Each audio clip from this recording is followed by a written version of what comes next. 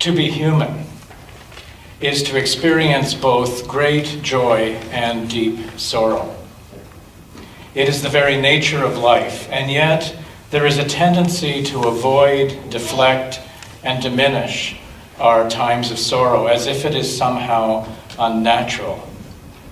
But the truth is that if we are willing to enter sorrow, enter pain, enter disappointments and failures, trusting that even there we are held by love, then these times can become a way of deepening our humanness and touching our divine spirit more fully.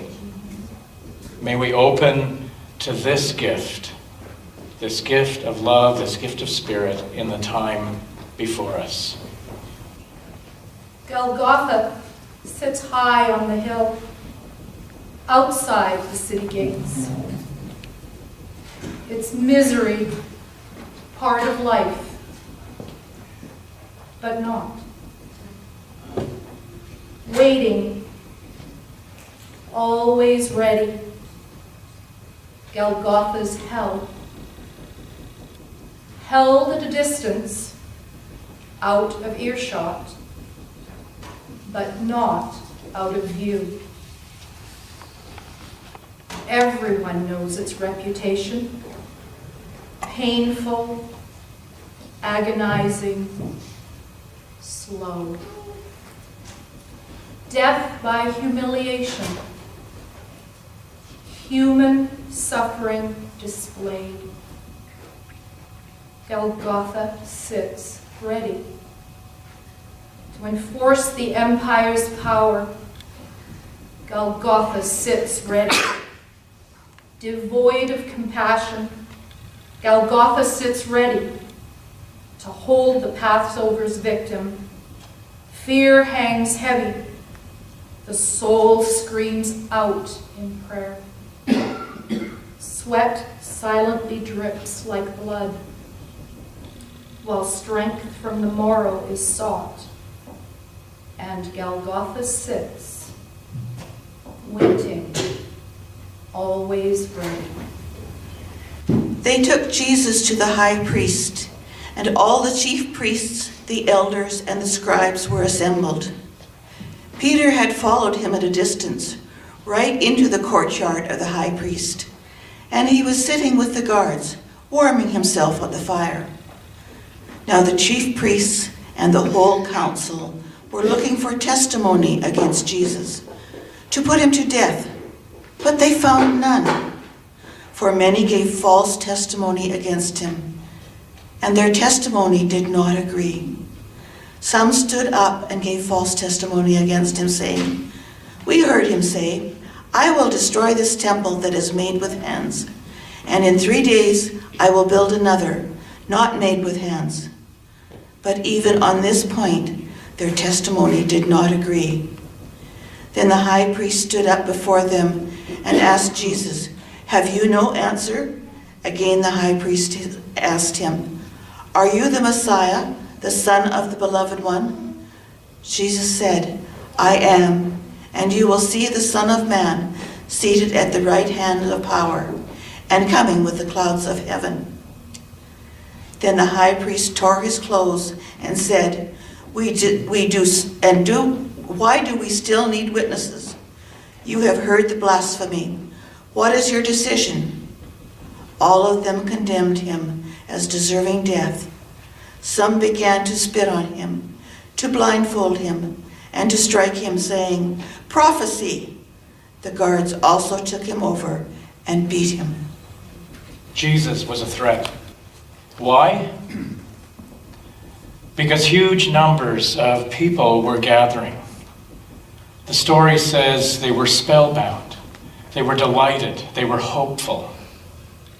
Religious and empirical authorities feared a revolt. It threatened their power and their position. They needed to arrest Jesus away from the crowd. Betrayal was in letting the authorities know when he would be alone. Betrayal was denying knowing him, denying being part of the movement. Betrayal was also in choosing, even upholding, a fear-based system over a love-based kingdom. We come to the cross today to remember this. We come to the cross today to acknowledge our own moments of denial, of love, in the face of other powers. As soon as it was morning,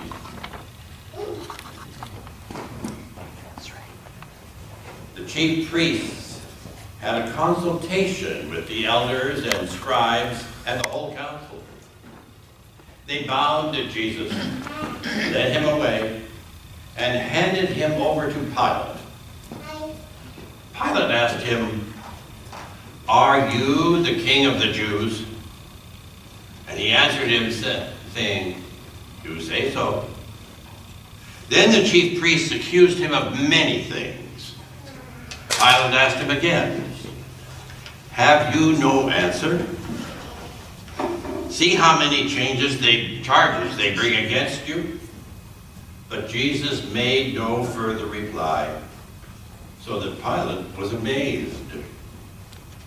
Now, at the festival, he used to release a prisoner for them, anyone for whom they asked.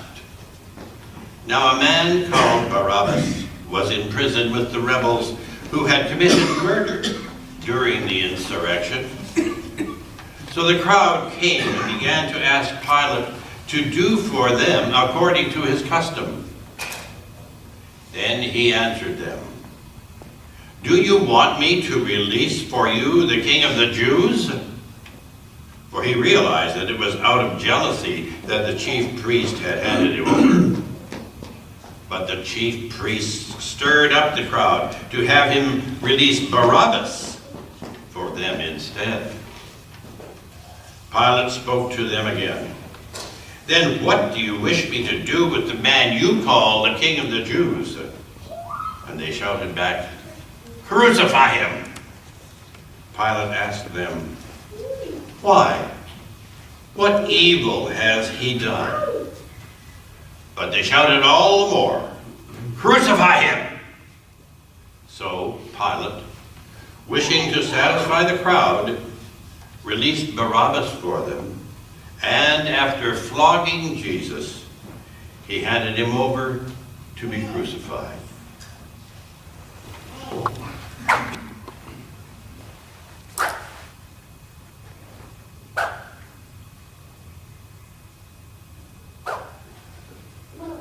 I don't think I have to do this 39 times to give you a sense of what that would have been like.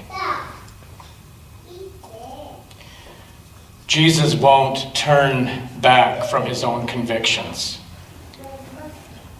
The conviction that it takes human participation for love to reign. Jesus won't turn back from the plight of the masses. Jesus is willing to walk the way of compassion, the way of love, even in the face of personal suffering and torture. Jesus will not give up on his dream. God's dream of the kingdom of love here on earth, even though they try to beat love out of him. We come to the cross today to remember this. We come to the cross today and ask,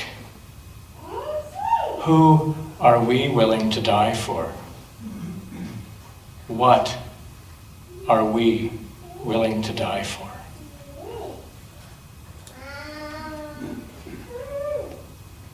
Then the soldiers led him into the courtyard of the palace, that is, the government headquarters, and they called together the whole cohort. And they clothed Jesus in a purple cloak, and after twisting some thorns into a crown, they put it on him. And they began saluting him, saying, "Hail, King of the Jews!" And then they struck his head with a reed and spat upon him and knelt down in homage to him. And after mocking him, they stripped him of the purple cloak and put his own clothes on him.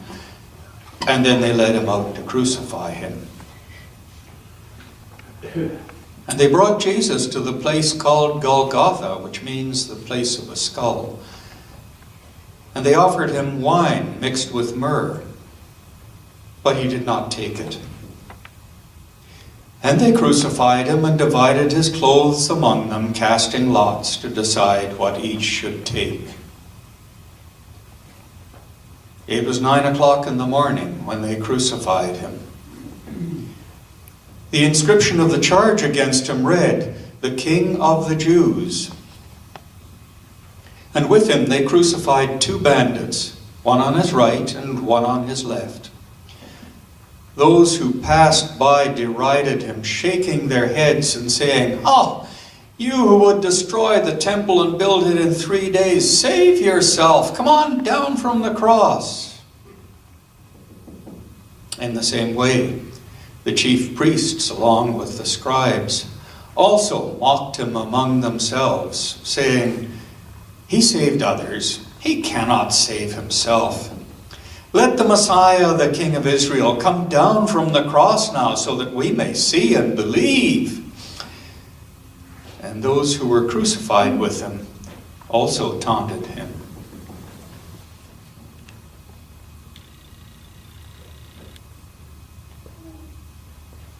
Jesus was mocked, a common response to fear. Jesus didn't die to fulfill a prophecy. Jesus didn't die as a sacrifice for us. Jesus was executed, silenced by the ruling regime in order to silence the masses who longed for justice and freedom. Jesus was crucified, a form of public and painful execution reserved for those considered a threat to empire. We come to the cross today to remember this. We come to the cross today aware that empire continues to silence those who stand against injustice. We come to the cross today to acknowledge our own silence in the face of injustice.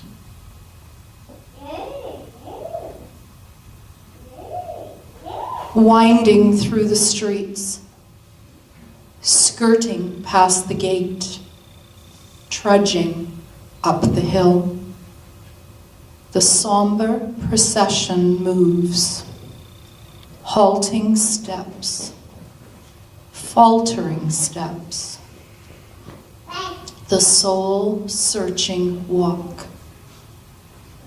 With the song of death carried on the breeze, with the taste of blood swallowed deep in the soul, with the smell of fear dripping from his wounded body, halting step by halting step, one step closer to Golgotha's hell. The agony, one moment after another, passing too slowly. The pain, nail after nail, finding its mark and piercing.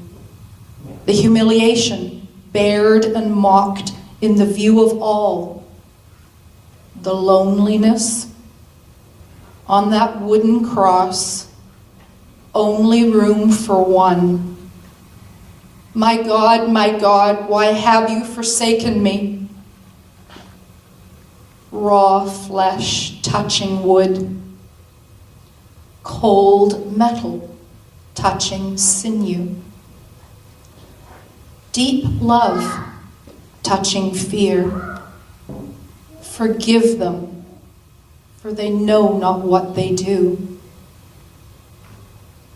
A life still full of compassion, a life still full of acceptance, a life still full of love.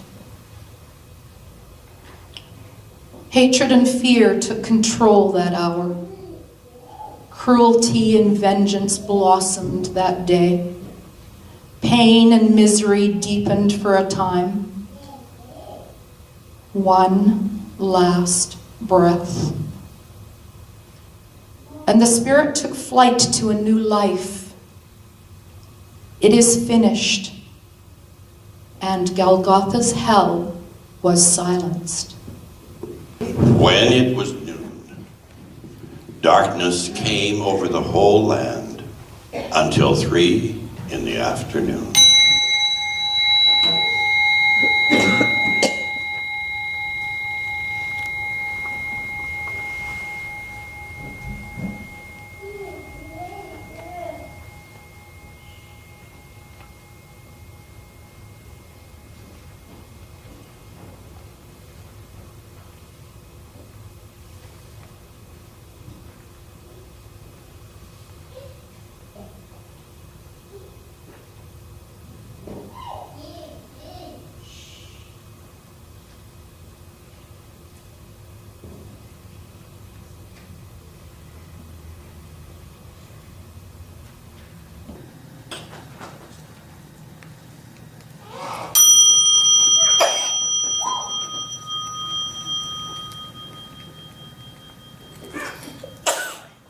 At 3 o'clock, Jesus cried out in a loud voice, Eloi, Eloi, lema sabachthani, which means, my God, why have you forsaken me?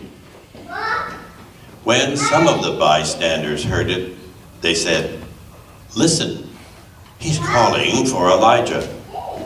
And someone ran and filled a sponge with sour wine, put it on a stick, and gave it to him to drink, saying, wait, let us see whether Elijah will come and take him down.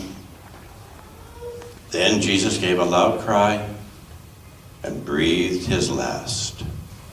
And the curtain of the temple was torn in two from top to bottom. Now, when the centurion who stood facing him saw that in this way he breathed his last, he said, truly, this man was God's son. There were also women looking on from a distance. Among them were Mary Magdalene and Mary, the mother of James the younger, and of Joseph. They used to follow him and provided for him when he was in Galilee. And there were many other women who came up with him to Jerusalem.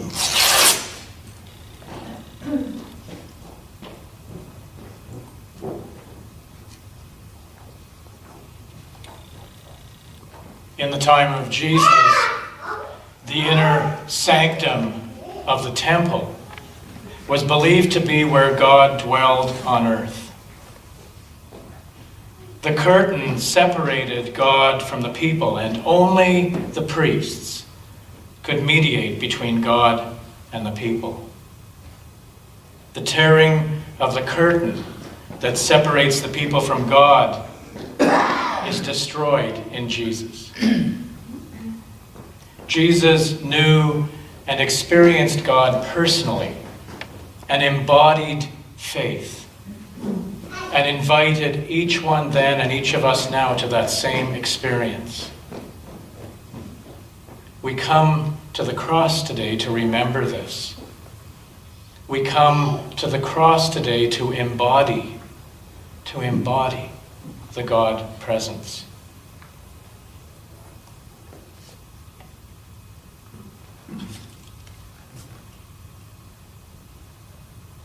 I invite you to join me in prayer.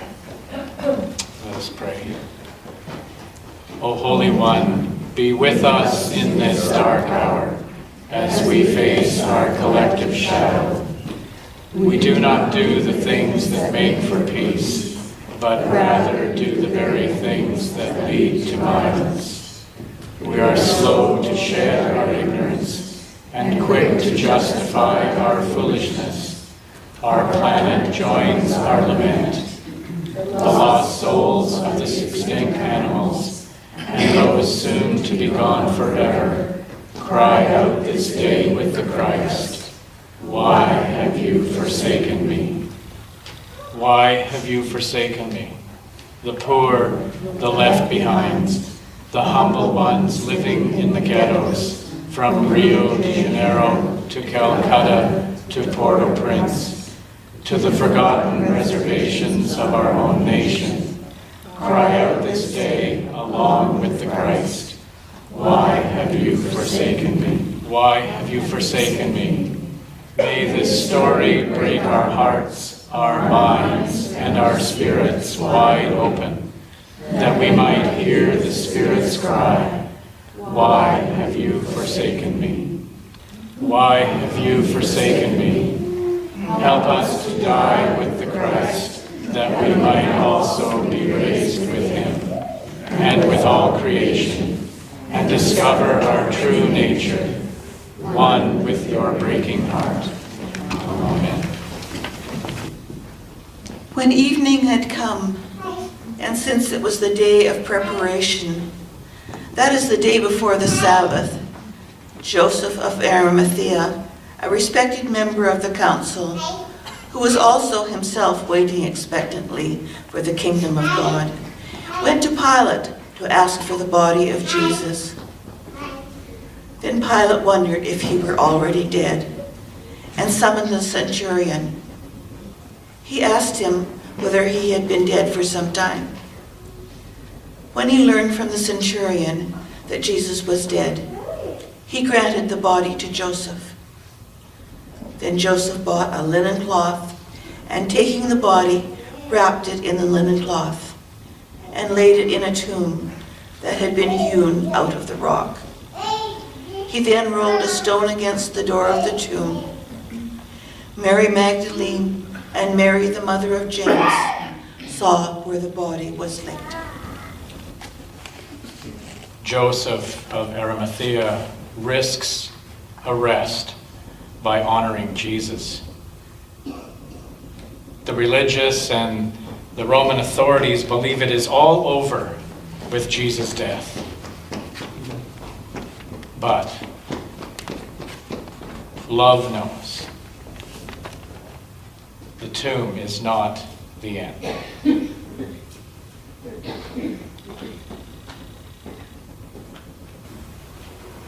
On Golgotha's hell he hung. It is finished, came the cry.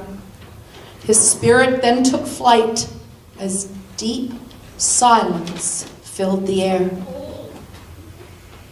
From Golgotha's hell they moved, step by weary step.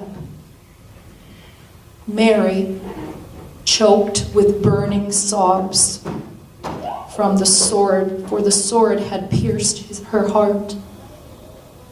And deep sorrow filled her silence. From Golgotha's hell they moved, step by lonely step. The soldier realized what he had done, and the sword now pierced his heart, and deep anguish filled his silence.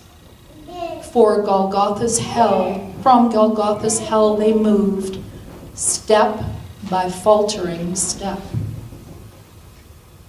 Silence, too deafening. Sorrow, too deep. Anguish, too intense. From Golgotha's hell they moved, step by heavy step. Left behind the hell of torture, carried with her the hell of grief, carried with him the hell of regret. From Golgotha's hell he was carried in the loving arms of his friends. His pain and suffering departed, and his body found new peace. After Golgotha had proudly silenced him, from Golgotha's hell they traveled, hearts shattered, sorrow deepening, hope dashed, to wait again in silence, to wonder, to hear no answer, weeping, wondering, waiting,